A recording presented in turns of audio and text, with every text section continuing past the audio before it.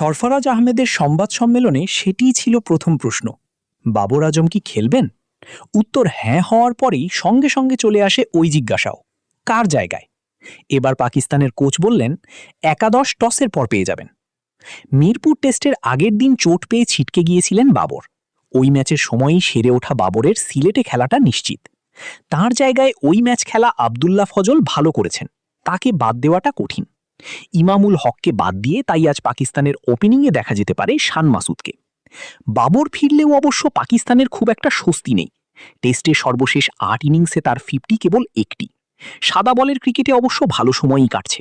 ওয়ানডেতে এক ম্যাচ আগেই সেঞ্চুরি করেছিলেন। বাংলাদেশের বিপক্ষে এই সিরিজ শুরুর ৩ দিন আগে শেষ হওয়া পিএসএলে ছিলেন সর্বোচ্চ রান সংগ্রাহক। ওই টুর্নামেন্টে করেছিলেন ২টি সেঞ্চুরিও।